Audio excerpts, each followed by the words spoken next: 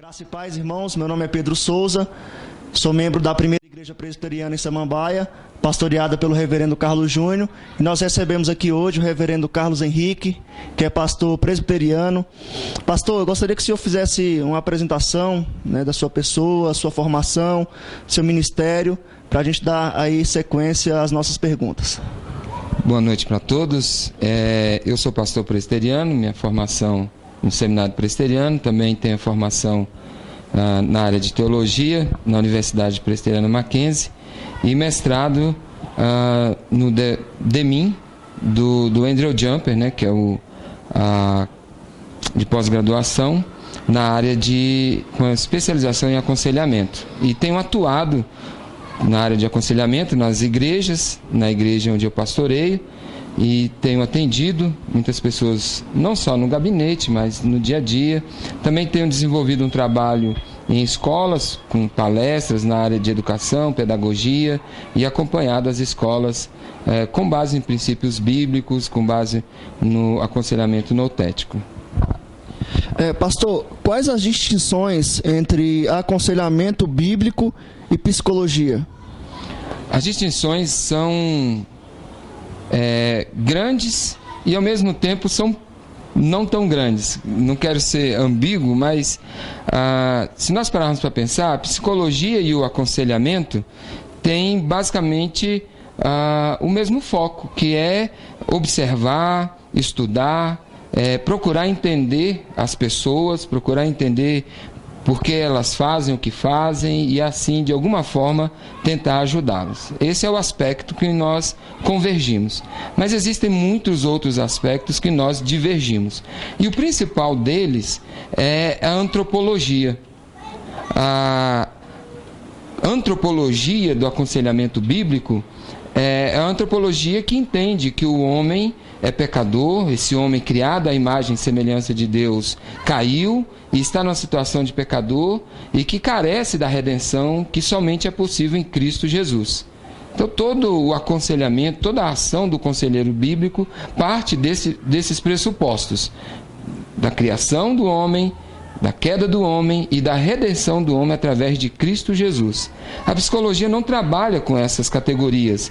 A psicologia trabalha com uma antropologia naturalista, onde entende o homem dentro de perspectivas evolucionistas, onde entende o homem dentro de perspectivas mais dos impulsos do seu coração. Se a gente for pensar em Freud, a questão da psique, se a gente for pensar em Skinner, a questão do comportamento, então não vai entender o homem dentro da mesma categoria. E aí esses vizinhos, digamos assim, se distanciam.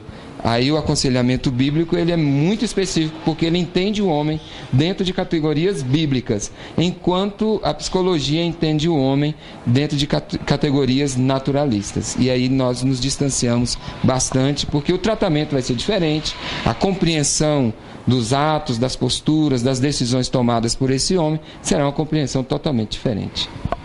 Partindo dessas definições, então como que a igreja ela pode agir no tratamento de doenças como a depressão, a ansiedade, síndrome do pânico, por exemplo? Na medida que o homem se afasta de Deus, sofre o seu espírito e, consequentemente, o seu corpo. Nós somos um somatório de corpo e espírito.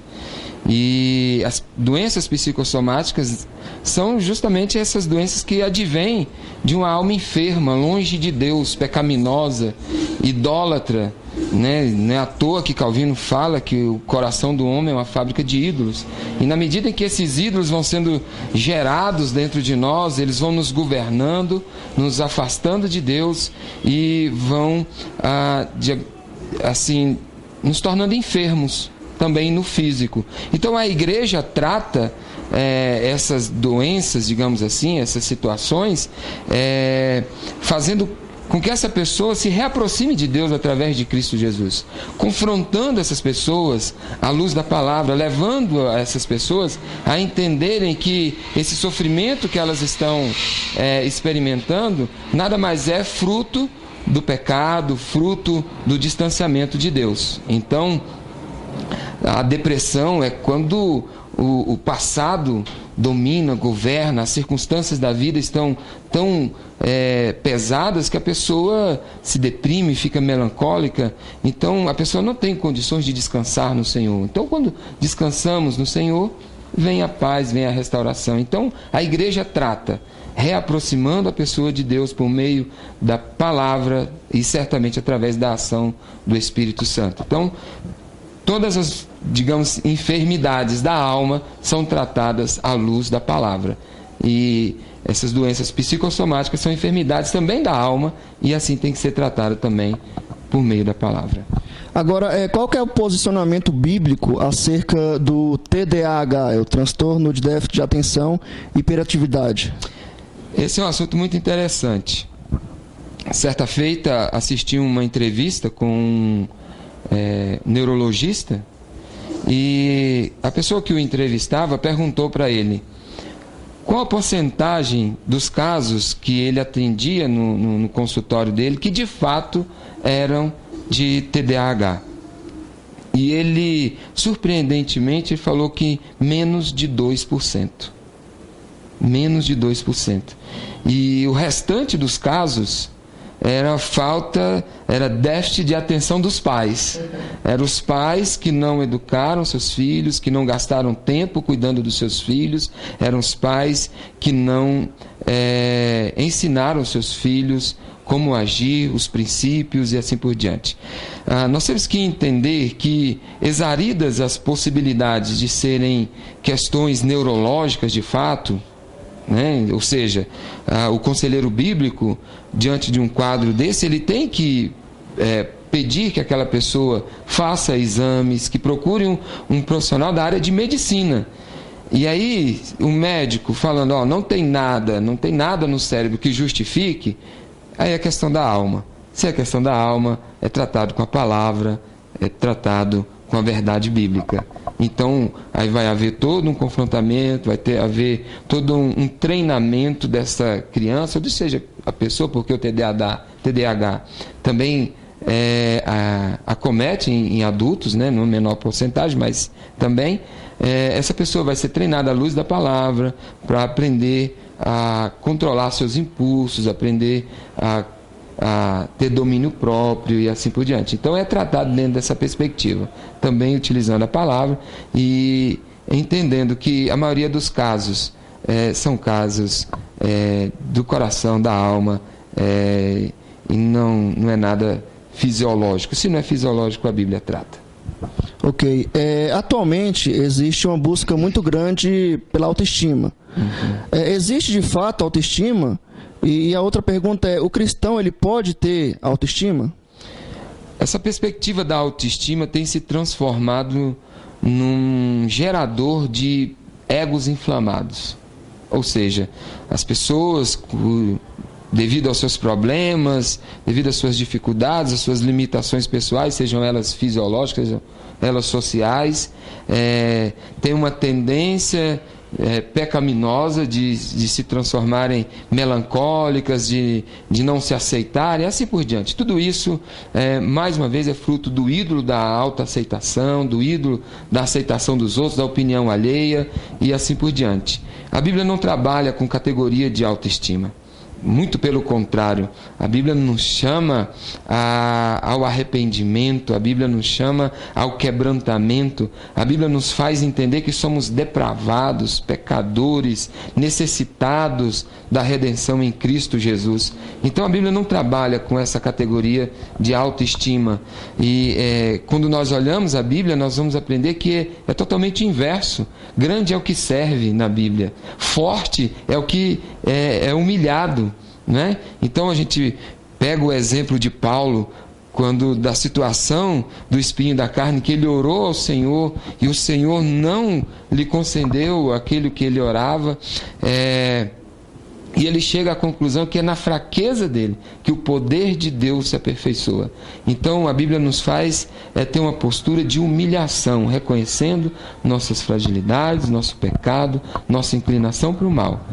Fazendo isso e nos arrependendo e nos quedando aos pés da cruz de Cristo, aí sim teremos uma estima correta, a estima a partir de Deus, entendendo que somos feitos à imagem e semelhança do Senhor e redimidos por obra de Cristo Jesus na cruz para a glória de Deus. Então não trabalhamos com essa perspectiva de autoestima. Ok. No decorrer da história, surgiram homens que desenvolveram teorias que são utilizadas pela psicologia. Diante disso, qual que é o impacto de teorias desenvolvidas por homens como Skinner, Carl Rogers, Freud, na sala de aula, por exemplo? Existe algum impacto? Existe muito. A escola é um local onde se encontram muitas vozes, muitos pensamentos, muitas teorias, e algumas mais antigas, outras mais novas, algumas que são na verdade híbridos, misturas de uma escola com outra, né? E essas vozes, sim, de fato, influenciam muito a prática educacional, né?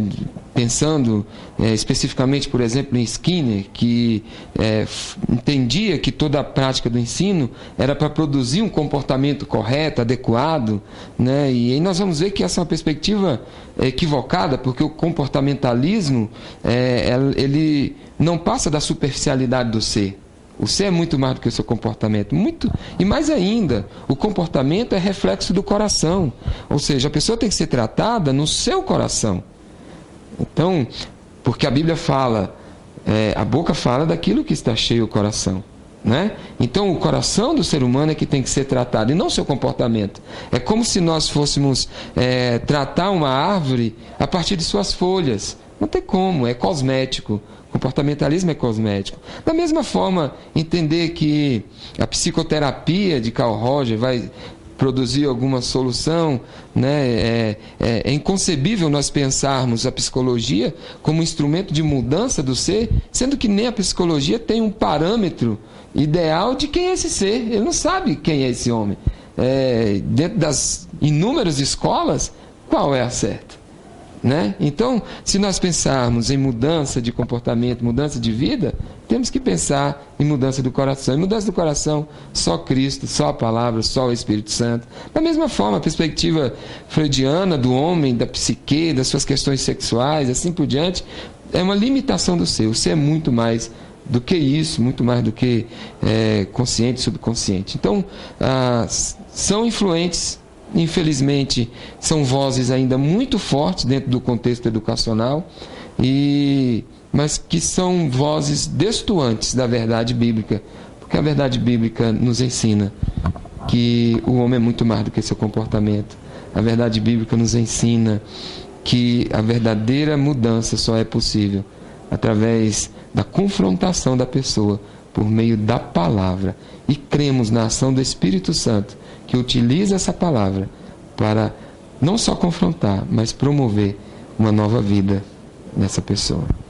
Bom, reverendo, foi um prazer tê-lo conosco, né? Que Deus continue abençoando o seu ministério, que Deus continue lhe usando, né, como instrumento em suas mãos. Eu que agradeço e estou sempre à disposição. Muito obrigado. Deus abençoe. Amém.